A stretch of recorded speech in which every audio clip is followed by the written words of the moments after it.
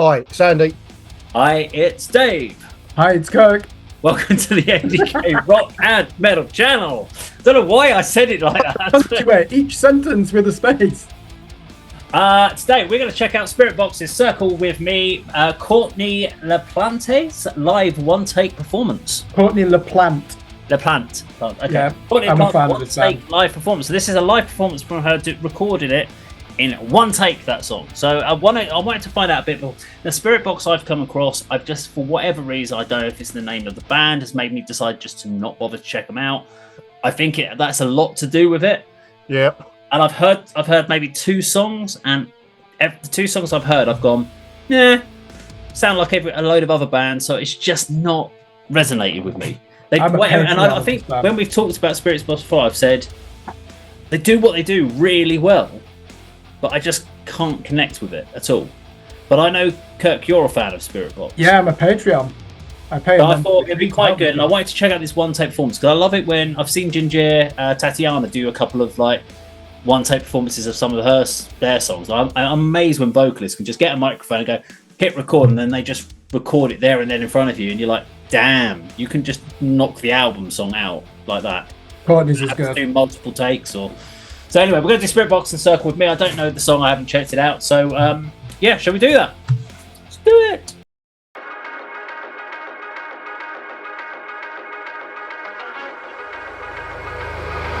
Cut down the altar!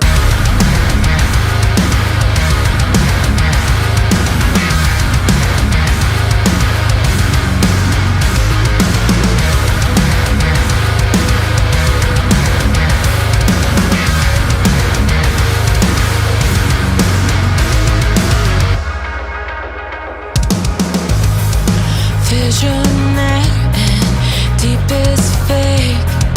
Dirty gold, the colors change. Hands are frozen, feel no pain. I just wanna hold the flame. Negative feedback loop, I'm spinning out of control. The sickly sweetness is crushing me, but I wanna know if there's no heat when I escalate. The fire is cold, there you go. This could all be your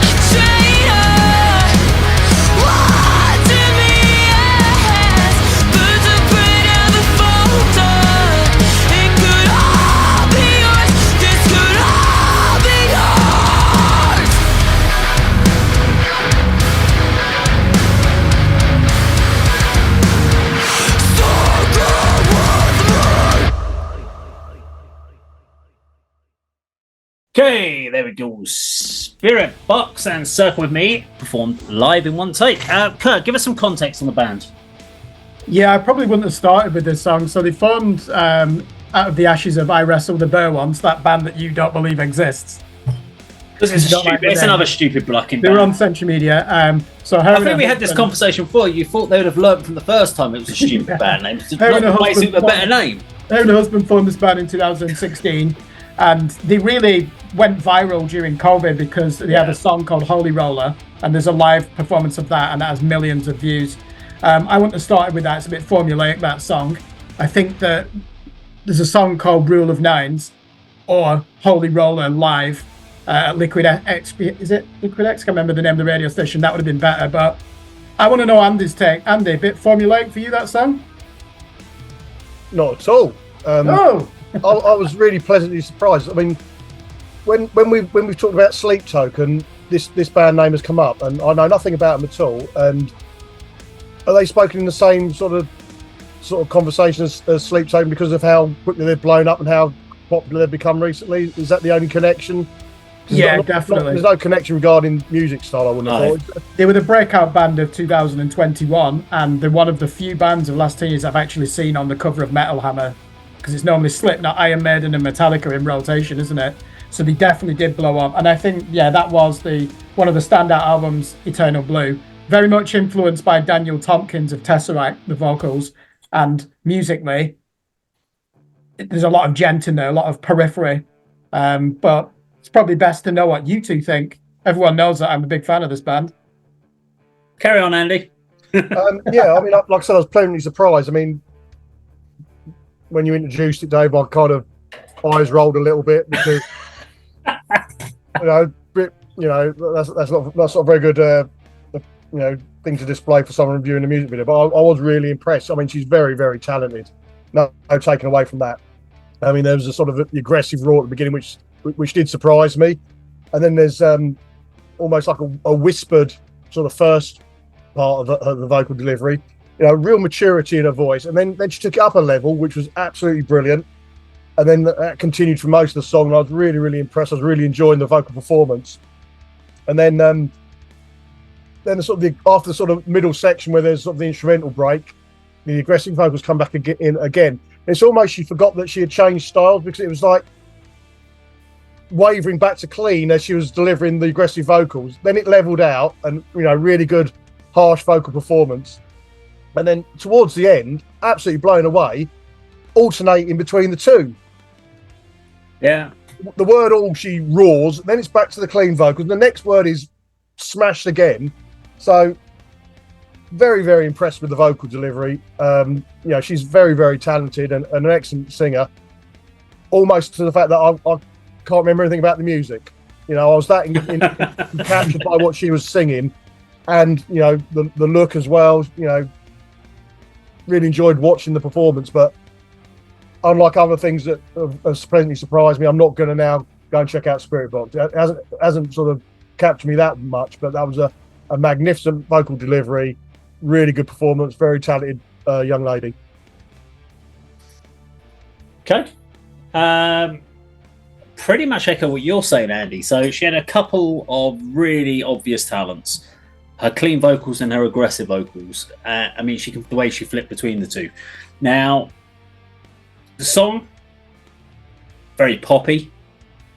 Up until that midsection, I was like, it's not metal in the slightest. It reminds me of the Birthday Massacre in those clean sections, and which is funny because I really like the Birthday Massacre, but I didn't connect with any of the clean sections. I'm sort of listening to it going, there's nothing wrong with it. But it felt very formulaic. The kind of the first crunchy riff, the main riff when it first came in, I'm like, I've heard so many bands do this kind of genting guitar riff. I'm like, I'm so sick of that guitar riff style. Tesseract, I can't stand that sort of stuff. I listen to it, I'm like, it's kind of showy. People trying to choke that. It was basically where electronic stylization just over compressing everything kind of came into metal, and I'm like, can you just have a bit more of a rawer sound? I like things to be more natural. The song as a whole, really good song, really good vocal performance, good song structuring. and I'll never listen to it ever again. And there's one reason I can say that. I didn't connect with it in any shape. And I was sitting there at the halfway point. I'm listening to it going, yeah, I can hear the Birthday Massacre on the chorus or on the clean sections, and I'm like, I really like that band. But what is it about the Birthday Massacre that I really like that I'm not finding with Spiritbox? What is it? And the only thing I can think of is I can hear her singing the lyrics, but I was like, I don't feel that you're actually meaning anything you're saying. It feels like you're just singing lyrics off of a sheet, but I don't know if there's any soul to the song. So I didn't get any emotional connection to the song. And I don't know if that's something that's really important. You know, when you hear a band singing to you, and we did... so when we talked about 30 Seconds to Mars and The Kill and how he was portraying that, I said that song just poured with emotion. This one I just felt was a load of lyrics. I didn't find any way of connection. And I don't know if that's something I'm struggling with, because musically it's not really that electronic metal. You think it's trapped in like a permanent melancholy? That's why you don't feel any emotion to it. I'm indifferent to the song. I don't care one way or another about it. I don't dislike the song. I don't like the song. I'm just like, but I can tell you it was performed really, really well. I know that she's got a great voice, and musically they were all very talented, and it's very tightly produced. It feels overproduced. And that's one thing I'm kind of like, a lot of the more modern metal, I'm like, guys, you're just overproducing everything. And it's been the way for the last 15, 16 years. Everything's just been overproducing everything. I like it where bands are getting back to a bit more of a rawer take on it. And that's probably why I'm more of a hard rock guy, because the hard rock guys let it a bit more looser, a bit more soul to the music. But yeah, I think that might be my reason with Spiritbox. I've just not found personally, I've not found an emotional connection. And I know, Andy, you wanted to do a discussion about why do we, I think we've talked about it, like, so why do you like one piece of music and why does another person not? Why, if I like hard guitar music, why don't I like all heavy guitar music? Yeah. Because I can't tell you why I'm not connecting with this song, because all the elements say that I should like this song. If I like Ginger and that sort of style of music with the female different vocals, and I like the Birthday Massacre with the gothic kind of area, I should be saying that Spiritbox is one of my new favourite bands. Yeah, you're right. But I can't. I've listened to a couple of their tracks, and I'm just indifferent to it, and I can't tell you why. Give the album a listen, Dave. That Eternal Blue album, because there are songs that are a lot heavier than that, where you realise they are a prog metal band. I think really we probably do need to look at that viral song, Holy Roller. That is absolutely brutal. Maybe go for that next if you. Yeah, I mean, we can go down the rabbit hole. Maybe it's like what I said. Remember when we talked about Nightwish probably about a year ago? We were discussing Nightwish, and we were talking about what's the first song you should get into if you're trying to get someone into Nightwish. And I'd done Pendulum, and I'd done some Tarja era stuff, and I was like, I don't like Nightwish. I'm not getting into this. People were telling me, and then I came across off of their 2 albums back. I did the song Elan. And absolutely loved Elan. And then I went back to the songs, and I actually really liked the ones that I hadn't liked before, like Wish I Was an Angel and Everdream. I dismissed them previously. And then once I got in there, I had found my gateway song. I could then appreciate the rest of the songs. But up until that point, I hadn't found a way to connect with the band. And I think that might be the case with Spiritbox. I don't know what my song is that I need to find to connect with it. If I can find one song that connects me with them, and I find that kinship with the music, I think you could then expand on that. But at this point in time, I haven't found that personal connection with the band. But it's nothing to do with me thinking it's a bad song or bad performance. I just can't find a thing to say that I personally can find a way with it. But there you go. Spiritbox and Circle with me. Now, if you enjoyed our video today, please do like, share, and subscribe. We'll see you on the video sometime very soon.